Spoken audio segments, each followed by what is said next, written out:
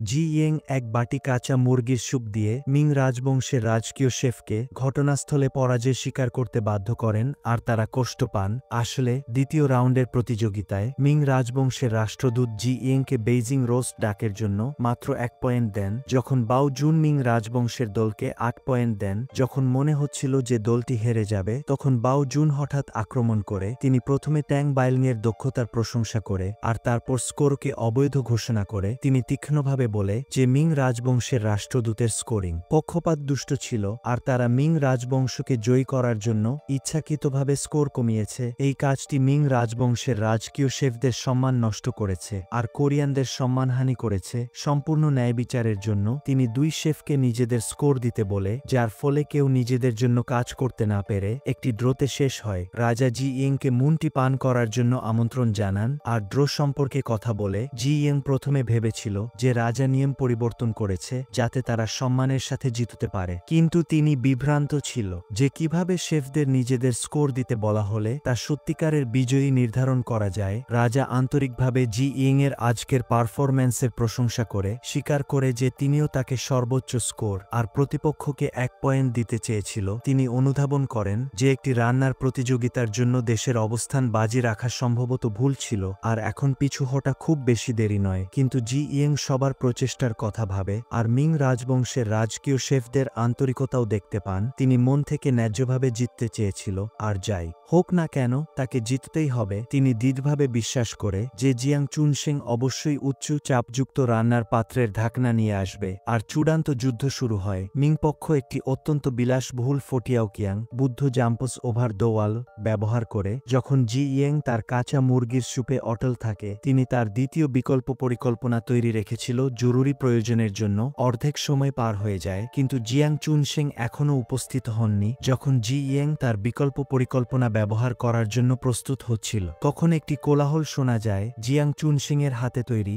একটি গ্লাইডার মুরগি আশ্চর্যজনকভাবে ঘটনাস্থলে এসে সমজমতো রান্নার পাত্রের ঢাকনা পৌঁছে দেয়। জি ইয়েং খুব খুশি হন আর অবিলম্বে মুরগির স্যুপটি উচ্চ চাপযুক্ত পাত্রে ঢেলে দেন আর দ্রুত তা গরম করার নির্দেশ দেন। অন্যদিকে তারা ফটিয়াওকিয়াং ধীরে ধীরে রান্না করতে থাকে। প্রায় 2 ঘন্টার পর উচ্চ চাপযুক্ত রান্নার পাত্রটি হিস হিস করে শব্দ করতে আর গ্যাস ছাড়তে শুরু করে। সবাই ভয় পেয়ে যায়। ভয়ে ছিল যে এটি বিস্ফোরিত হতে পারে। জি ইয়েং শান কভাবে শেফটি ভালো খুলে চাপ মুক্ত করে। এরপর জি ইয়েং দ্রুত তার রান্না শেষ করে, কিন্তু মিং দলের তখনও সময় প্রয়োজন ছিল। উভয় পক্ষ চূড়ান্ত প্রতিযোগিতায় প্রবেশ করে। জি ইয়েং এর দল কালো হাড়ের মুরগির চামড়া দিয়ে চিটচিটে চাল মোড়ানো হয় আর স্যুপে এটি স্থির করতে সিদ্ধ করা হয়। মিং দল পাত্রের নিচে একটি স্তর তৈরি করে এটিকে ওয়াইন দিয়ে পরিবেশন করে মহিমান্বিত প্রতীক হিসাবে একটি ড্রাগন ভাস্কর্য রাখে আর সমানভাবে গরম করার জন্য লবণ ব্যবহার করে। অবশেষে উভয় দলই নির্ধারিত সময়ের মধ্যে তাদের শিল্পকর্মের মতো খাবার শেষ করে। এরপর খাবারের স্বাদ গ্রহণ শুরু হয়। প্রথমে জি ইয়েং এর কাঁচা মুরগির স্যুপ ছিল। রাজা আর রাষ্ট্রদূত এক চুমুক খায় আর তাদের চোখের সামনে যেন একটি ফিনিক্স আর স্বর্গীয় দেবীরা নাচছিল, যার স্বাদ ছিল পরিশীলিত আর গভীর। এরপর ছিল মিংয়ের ফটিয়াওকিয়াং। দুজনেই কেবল এক চুমুক নেন আর তাদের স্বাদের অনুভূতি উদ্দীপিত হয়ে ওঠে আর এর সুস্বাদু স্বাদ তাদের এতটাই অভিভূত করে যে তারা পুরোটা খেয়ে ফেলে। ন্যায়বিচারের জন্য এটি ঘোষণা করা হয় যে উভয় পক্ষের শেফরা একে অপরের খাবার চেখে দেখবেন আর স্কোর দেবেন। প্রতিটি শেফের কাছে 10 পয়েন্ট থাকবে, মোট 30 পয়েন্ট। প্রায় সবাই একে অপরের খাবার চেখে দেখে। কেবল মিং দলের মাস্টার কন ওয়েনলি ছিল, যিনি চামচ ধরতে দ্বিধা করছিল, কেবল খাবারের দিকে তাকিয়েছিল। মেং আর ইজান, দুই সহকারী শেফের বর্ণনার মাধ্যমে জি ইয়েং বুঝতে পারেন যে তিনি সম্ভবত অ্যানোরেক্সিয়ায় ভুগছে। তাকে ন্যায্যভাবে স্কোর করার জন্য জি ইয়েং অবিলম্বে এগিয়ে যান। মুরগির মাংস মুরগির স্যুপে মিশিয়ে কন ওয়েনলির সামনে নিয়ে আসে। তিনি আন্তরিকভাবে বলে যে একজন শেফের আনন্দ আসে যখন অন্যরা তাদের খাবার খেয়ে খুশি হয় আর এটি রান্নার প্রকৃত মূল্য।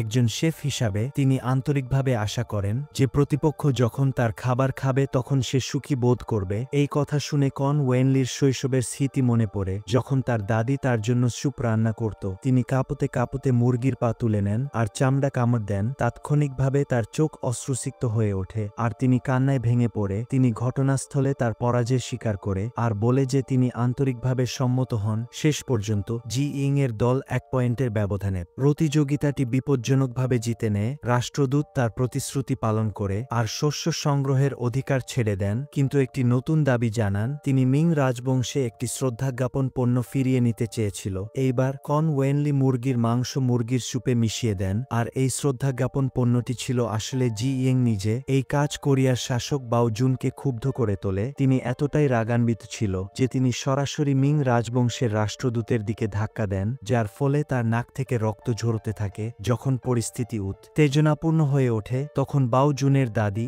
রাজকীয় মা ঘটনাস্থলে উপস্থিত হন। তিনি মিং রাজবংশের রাষ্ট্রদূতকে তিরস্কার করে রাজকীয় মা তার নিজের ফুফু মিং রাজবংশের প্রাক্তন সম্রাটের প্রিয় রানীর হাতে লেখা একটি চিঠি বের করে দেখান। এই চিঠিটি দেখানো হলে সবাই চুপ হয়ে যায়, কারণ এটি সরাসরি নির্দেশ করে যে রাষ্ট্রদূত প্রতারণা করেছে। রাষ্ট্রদূত আতঙ্কিত হয়ে মাটিতে হাঁটু গেড়ে বসে পড়ে আর তার জীবন ভিক্ষা করে। এরপর তিনি পালিয়ে যান। রাজকীয় মা তার প্রিয় জিনমিং দাইজুনের রাজপুত্র জি ইং এর হাতের রান না চেখে দেখতে চেয়েছিল। বাও জুন পরের দিনের জন্য ব্যবস্থা করতে বাধ্য হন। রানী গোপনে একটি পরিকল্পনা করে এই সুযোগটি ব্যবহার করে সমস্যা তৈরি করতে চান। রাজা জি ইং এর এই মহান খাবারটি ওয়াংজুন বইটিতে যত্ন সহকারে নথিভুক্ত করে পরের দিন তিনি বিশেষ করে জি ইং এর জন্য নতুন পোশাকও তৈরি করে। তবে জিনমিং দাইজুনের জি ইং এর তৈরি রোস্ট চিকেন খাওয়ার পর হঠাৎ অসুস্থ হয়ে পড়ে আর তার জীবন ঝুঁকির মধ্যে পড়ে যায়। যখন জি ইং মিং রাজবংশের রাজকীয় শেফদের বিদায় দিয়ে ফিরে আসছিল